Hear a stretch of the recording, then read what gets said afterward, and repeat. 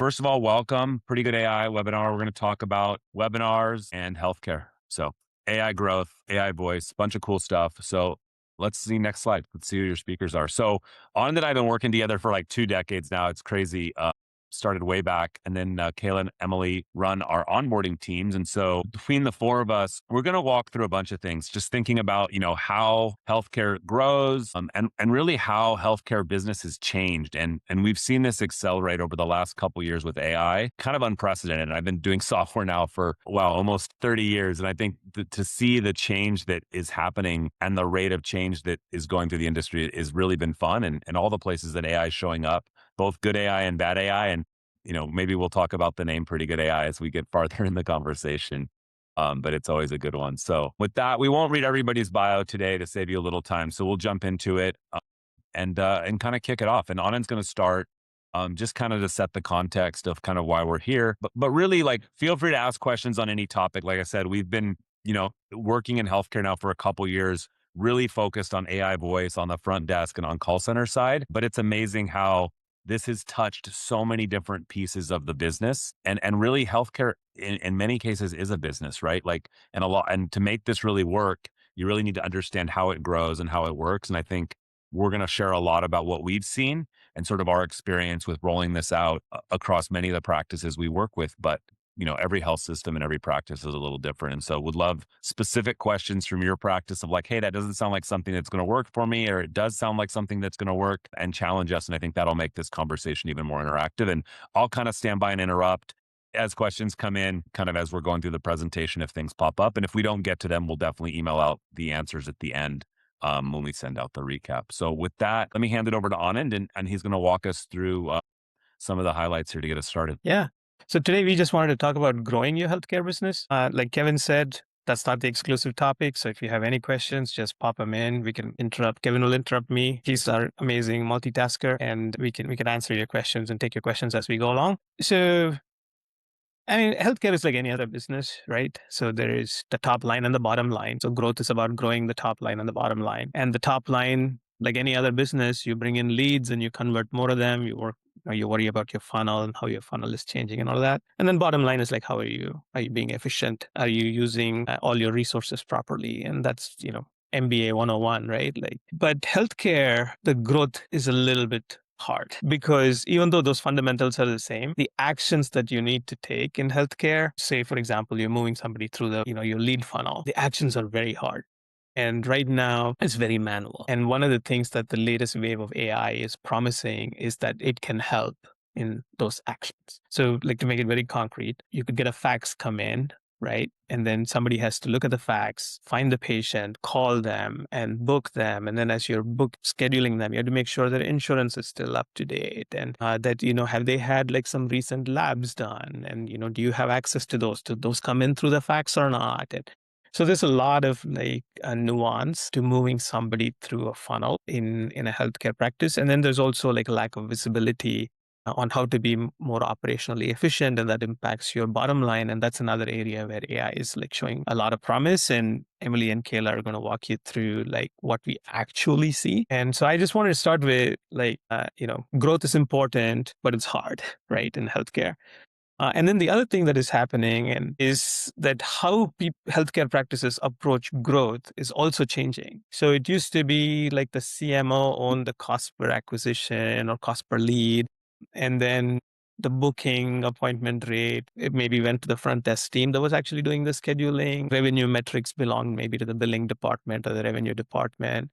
And honestly, retention and reactivation, most healthcare practices just don't have the bandwidth to focus on that metric. That's the honest truth, because it's all right now so complicated and manual, and it requires a lot of human time to get done. So the metrics are like across the organization in different places. So there is this shift now to have a chief growth officer for your healthcare practice, and somebody that owns all the metrics together. And then if you look at the metrics that drive your growth, they broadly fall into like two buckets, right? One is the patient experience. They came in as soon as you got them in somehow through a fax or like a form on the web because you marketed to them, etc. Like, how you take their experience all the way to where they come back for a follow-up visit. And then there is also like, are your doctors seeing patients 100% of the time that they're available, right? So these both buckets seem like areas where AI can really help the current crop of AI. So if AI can help, are people using AI, right? So this first statistic agrees a little bit with what I said, which is that 62% of the industry feels that AI can actually help with the patient engagement and experience and clinical operations and all that. But only 29% of them are doing projects, have started projects, right? There's two ways to look at this 9% of the number. One is like, I don't think there's any other technology that in like a year and a half has grabbed 29% of attention from the healthcare industry. So there's something very unique happening here. But then there is the question of how are these 29% doing and why are the other 71% not doing anything? And that's because there's this famous MIT study that came out like sometime last year, and you've probably seen it, heard of it. 95% of AI pilots failed. They studied like about $40 billion worth of AI investment across all industries, and they found that there is very little value being returned, and negative value, and sometimes in 95% of these investments. And the reason this is happening is because there is a lot of cookie cutter AI. Like people are treating AI like the old SaaS. It's like, I buy this software and I just turn it on and I push a few buttons. But in reality, for your AI pilot to succeed, you have to customize it to how you work as a business and your demographic and all of that. And so but it's not all bad news, right? Like what we are seeing actually is that 100% of the customers that engage in a pilot with us convert into paying customers to us. And so there is really a great way to use AI and derive value. You just have to be thoughtful about it. And that's to grow your business. And that's what we want to talk to you about today. So there's 14% is just money you're leaving on the table because you have empty appointment slots and doctors not being fully utilized. It's not just a revenue metric. There is so much demand for healthcare also. So you're underserving your community and patients. So this 14% number can be looked at both like a money number, but also like the purpose and nobility number, right?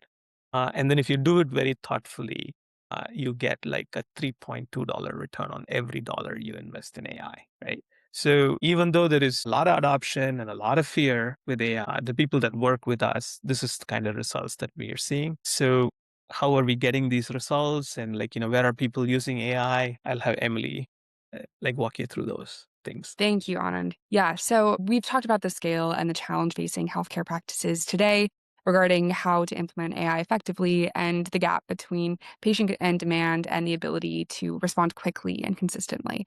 So what I'd like to do now is zoom in on the patient journey a little bit itself. So we know that speed to contact is the highest variable in lead conversion. Leads contacted within 5 minutes are 9 times more likely to convert than those contacted after 30 minutes. But when we think about conversion, there's a tendency to often focus on the things that happen before that lead arrives. When a patient raises their hand and says, I'm interested, the game changes. And in fact, another study recently found that new patients who wait over 1 month for their initial appointment are more than twice as likely to cancel and not reschedule compared to those who secure an appointment within 1 week. So the challenge is that most healthcare organizations aren't staffed immediately to respond to every inquiry, every referral, every website form submission or after hours call, whatever the task may be. So patients today don't necessarily compare healthcare experiences to other healthcare experiences.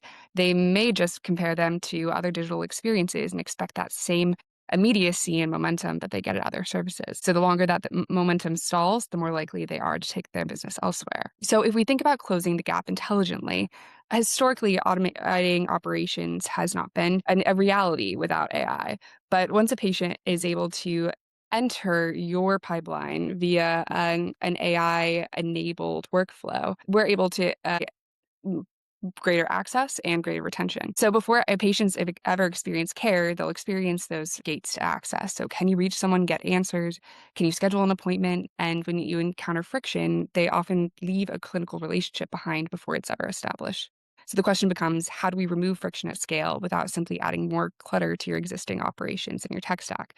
And that's where AI becomes incredibly powerful, not as a replacement, but we ensure that patients are moving forward whenever they're ready to engage. So we see here that the ease of business will actually drive loyalty and retention more so than those clinical outcomes might even have an effect. So when we think about the patient journey, there are so many touch points that our marketing teams, your operation teams have enabled. We often think about a single use case, though, when we think about AI, maybe answering phones or scheduling appointments or your RCM, one specific task that you're looking to streamline within your operations. But the real opportunity with AI is so much broader than that. And these high value moments in the patient journey tend to come down to the moments where that momentum is most likely to break down. So when a patient calls after hours, but they can't get through, but perhaps maybe that's their only time they're able to call. AI is able to answer immediately and leaves the call. The caller leaves the call with a scheduled appointment or even a notification to your team to conduct that outbound outreach the next day, depending on the type of care, your existing operations. Same thing if a physician faxes over a referral, being able to automatically process that referral and see it in that patient chart in real time the next day, leaving your team to take care of the things that are a little more high touch or high necessity, I guess, in terms of that human to human interaction. But creating continuity across all of these touch points, instead of patients and providers waiting for the next available staff member, we keep these workflows moving. And these are the kinds of operational bottlenecks that we're helping organizations address today. So historically, healthcare organizations have had a visibility problem. Marketing teams can tell you how many leads they've generated, and maybe your operations team can tell you how many appointments were booked. But connecting those two realities has often been surprisingly difficult. So if you can tell you what channel they came from, who referred them, or what touchpoint converted them when you see that appointment booked for the next week or the next day. And so without that knowledge, your media spend is essentially a guess. And it's hard to know which campaigns are actually driving patients, which referral sources are performing best, and where patients might be dropping out of the journey. So with an AI-mediated workspace, when we consider every interaction, every outcome, those things are now measurable, whereas before they were not. So and that AI agent is to answer a call or follow up on a lead, process a referral, schedule an appointment. Those events can become connected across the patient journey using an AI tool.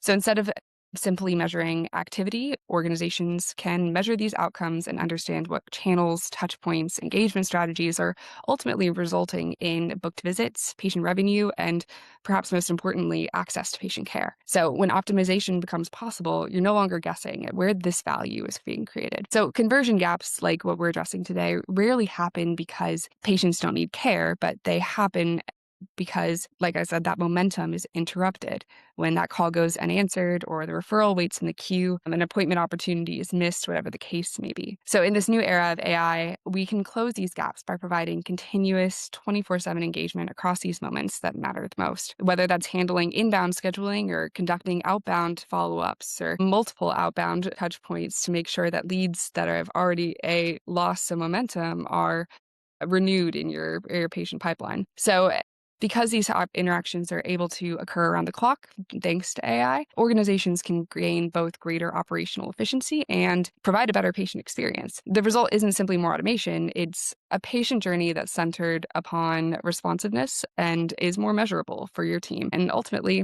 more accessible. And with that, I'll hand it over to Kayla to give us a look into how we have been achieving this at Pretty Good AI. Thanks, Emily. So you guys are all probably wondering, what does this actually look like behind the scenes? Um, so what you're seeing here is a visualization of our platform managing many conversations simultaneously. Each dot represents an active interaction, and each interaction can follow its own unique path depending on the patient's needs. Some callers may be scheduling appointments or checking referral status, confirming information, asking questions, or being routed to the appropriate team member. All of these workflows are happening at the same time in real time. What's important is that this isn't a scripted phone tree. The system is continuously interpreting patient intent, retrieving information, taking action, and adapting the conversation based on content. The result is a patient experience that feels natural and responsive while giving healthcare organizations the ability to scale access far beyond what would be possible with staffing alone. And to make this more concrete, we have a real world example for you.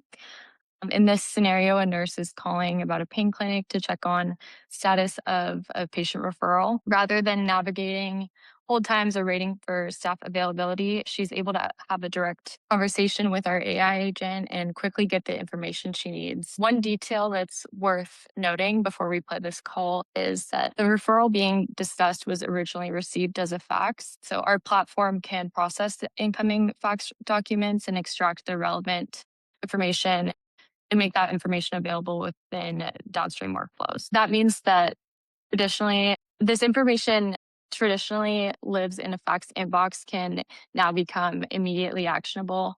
So it supports both patient-facing and staff-facing interactions without requiring manual review at each step. That we can listen to the conversation. Help you today.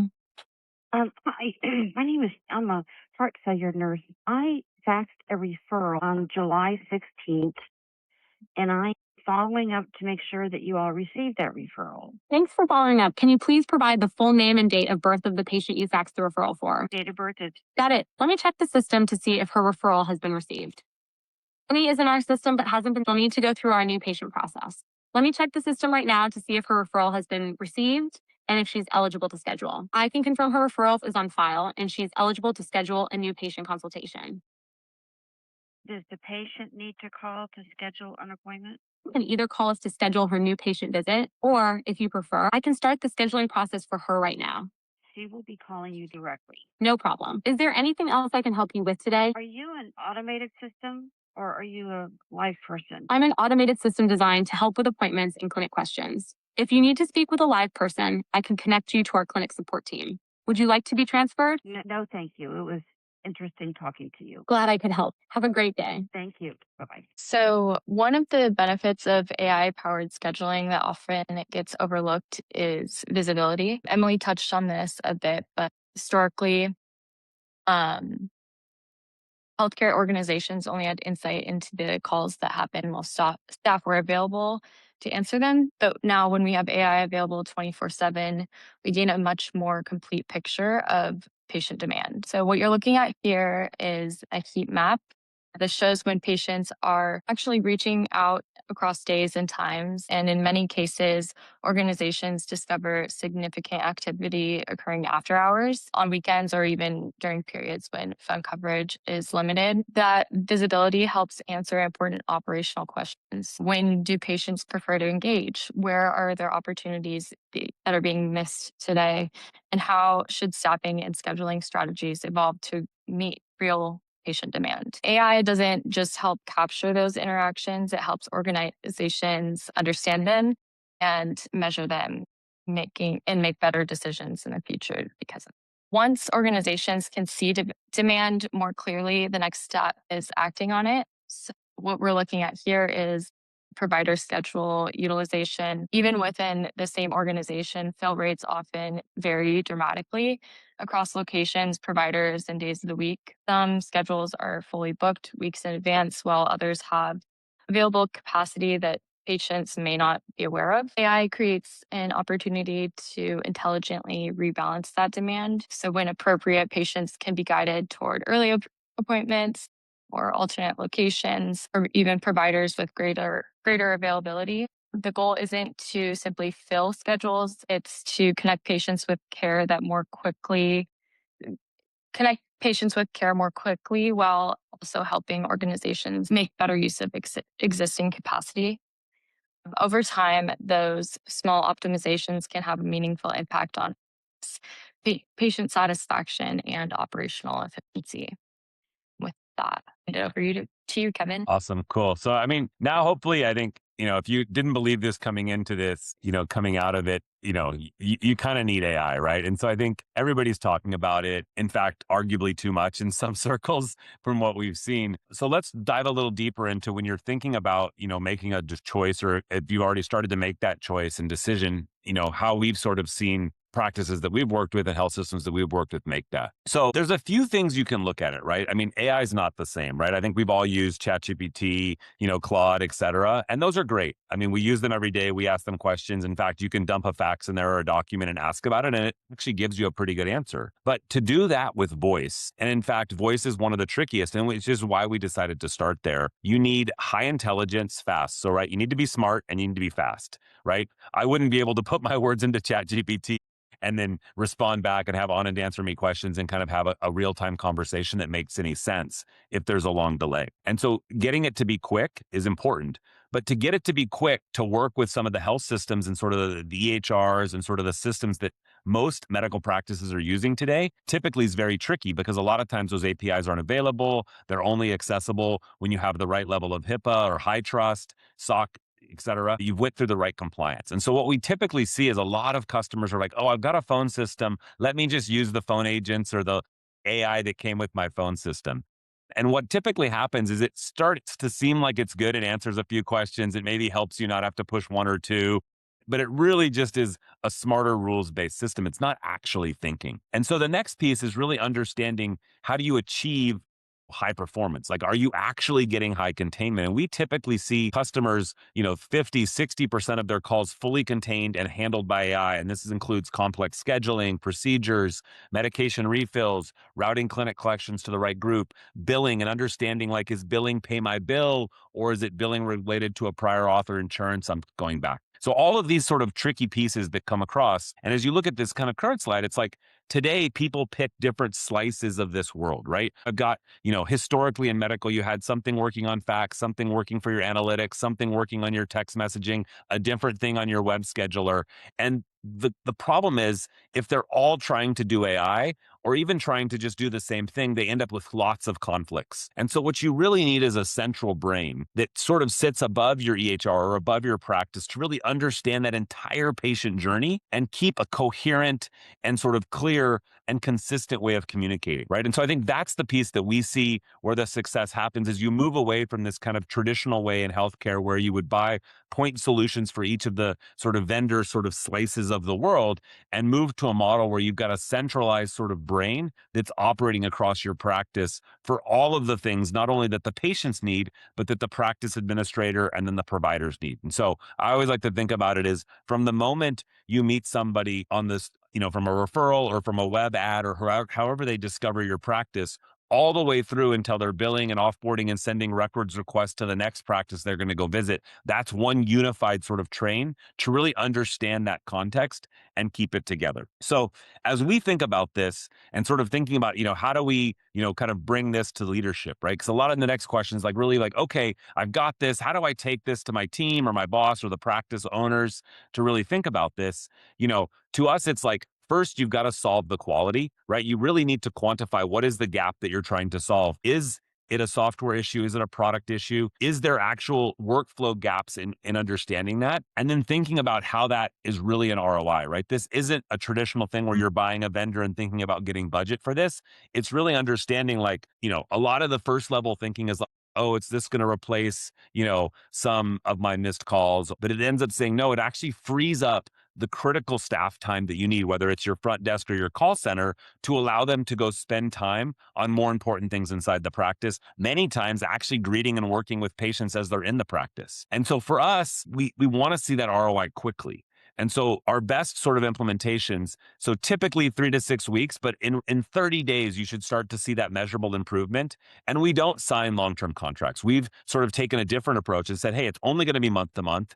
We need to the first month is free so that you can see and earn that value. And then more importantly, you're only going to pay month to month. And just like your Netflix subscription that doesn't offer an annual contract, we don't want to offer that. We want to know that we earn the business of our customers month after month over and over without sort of fail. And we find that builds a better relationship with our customers and they build a better relationship with their patients.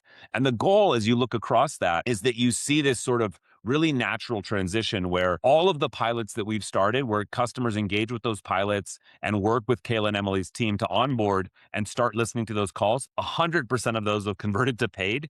And surprisingly, 100% of our customers have stayed with us, over the journey, even though none of them are locked into contracts. And so I think, that's a testament to how hard we really want to work on this to make people happy and deliver that solution. But it also sort of is a testament to, as we see so many AI pilots failing across the industry, especially in healthcare, we think there's a huge gap in sort of understanding how to bring that to life, but also thinking about it as a holistic solution and not trying to just solve one point thing inside of a practice. And so with that, we'll shift here towards the close and really want to open it up for questions, additional thoughts. I see a few questions already in the chat, so I'll start with those. But if you want to grab a demo or if you want to just come to the site, you can hit the QR code. Obviously, we'll send a recording of this for those that weren't able to catch the start or, want a colleague to share this with, and happy to walk through that. But I think the first question is actually one for Anand. Someone is asking, how typically does like onboarding work? Like what do you guys do when you first meet a practice? I think you, Kayla and Emily and the team, like really, this is the magic thing is like, okay, this is great. It slides. I've heard a couple demo calls. Like, what does it actually look like to try this at a practice? Yeah. So we get access to your EHR data. So we ask you for your permission. We have the BAA and all those agreements. So we are allowed to look at your data. So we look at your data and we take a day to digest what's happening at your practice. And then we come to you and we have anywhere from a 2 to 3 hour conversation over a couple of days and ask us to walk you through how your practice works. And we condense all of that into like a configuration that we then take and give our engineering team, and our engineering team, like under a week, they stand up a system that basically enables workflows for your practice, right? We've tried various different things. I think if we just send you like here's a form and you go fill it and all that, like it's very tedious. There is just way too much nuance in how healthcare works, like appointment types, and there's workers' compensation and motor vehicle accident. And by the way, we have we need a companion appointment because an interpreter needs to be booked. So there is a lot of complexity. Every healthcare practice is unique. And so we think of it as it needs to be a partnership. And so we start with that 2-hour conversation. And then once the system is ready, we ask you to test it. And then we test it with real patient data and traffic. And then we're meeting with you every other day as we make improvements. And in about 2 to 3 weeks, we're launched and ready. Awesome. Thanks, Anand. Next one, I think, is for Emily. It's from a behavioral health practice. Like, we work with a lot of behavioral health practice, but they're curious, like, how do we handle that safely? And like, what are some of the hard things that you've seen on behavioral health? And would love to sort of like maybe touch on some of the things you guys have run into. I know you're working with a couple of them right now. Yeah, of course. Thank you. Yeah. So with behavioral health, it's such a sensitive patient interaction, right? We have quite a few call handling procedures, at least on our voice side, to ensure that that patient experience retains that level of discretion and respect for the real issues that patients are dealing with. So one of the things, for instance, is for patients under 18 at a particular practice, if a parent calls and says, oh, I'm so-and-so's parent, identifies, then they go through an entire patient identification flow that we've established with that practice. We actually have guardrails in place to make sure that we're checking for a HIPAA release form on file to make sure that we have that patient's consent or everything's checked out or whatever your internal procedures might be if you were to answer that call, to make sure that we're not releasing that patient's information if that parent isn't supposed to know that that child is receiving therapy or psychiatric care in a situation that might otherwise be sensitive. So things like that are things that we really do try to incorporate into our workflows. And part of that time that Anand was discussing, where we sit down with you to discuss your rules and operations, we have a comprehensive kind of modular questionnaire that we'll fill out with our customers that we work with, so that we make sure we're covering those specialty specific problems that we want to make sure that we're able to address on the front end, even when it comes to controlled substance schedules and outcome measurement tracking and things like that. So it's something that we have really, I think, built a strong knowledge base in, so that we're able to deliver upon the kind of specialty care that you all are providing. Awesome. Thanks, Emily. Kayla, next one's for you, I think. This is funny because I know you ran into this last week we were talking about it. Like maybe you can talk about like what's a common challenge or somebody that, you see something run into where practices really struggle with. So I think one main thing that comes up is like when we're going in and like configuring the phones, something that comes up is like we get to just turning it on and off, and sometimes we like the person that runs the phones says they run the phones, like don't actually know how to run the phone. So that's kind of a blocker for us sometimes. But I think in terms of actually configuring the system, one challenge is, a lot of these practices have their SOPs in paper form and like, or they live on a sticky note on the, a representative's computer. And so kind of capturing all of those, all of the workflows that are, not inside the EHR and not maybe even being followed consistently across the practice, that's tough to configure. But like one thing that we do is we can help the practice come to a decision and like really establish those workflows that they're in place moving forward and they're able to follow them more consistently. Yeah, totally. It's kind of funny because like people a lot of times will be like, oh, here's our documentation. And then we'll like implement exactly what's in the documentation. And they'll be like, oh, wait, I forgot we changed that. Or there's this sticky note on this thing, or there's this binder that you do the lookup. And so, yeah, it's definitely, a common one. Anand, any questions that I have a couple more here, but I think, I want to wrap up because be sensitive of time. Like any questions that you have come to mind or heard that or last closing thoughts before we wrap this out. I also dropped in the chat just a link to the website. If the QR code doesn't work, I see it's a little pixelated for some folks are saying that the QR code didn't scan. But if that's your problem, no problem.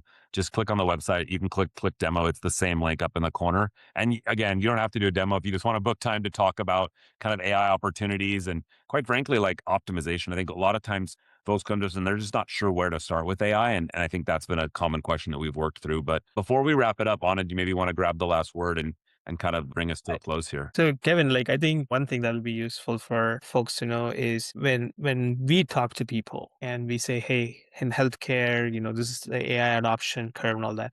What do people get excited about and what are people afraid of? What do you see out there when you I didn't expect you to ask me the question, but I think I think the thing that people get excited for is that like it literally is this like sense of relief of like someone kind of being there to help, right? It really is like bringing in a new staff member that is at times, kind of like an intern or sort of starts off with like relatively elementary knowledge, but the rate of learning and the rate of availability, like, this intern doesn't take breaks. And I think with one clinic, we turned it on and like in the first hour, it was taking like 10 or 11 simultaneous calls at the same time. And it was a front desk where they only had literally 2 people on the phones. And so you knew by definition, it was really helping. We had another call center that was much larger. And I think they had about 25 people in the call center. And that first day, there was 70 calls.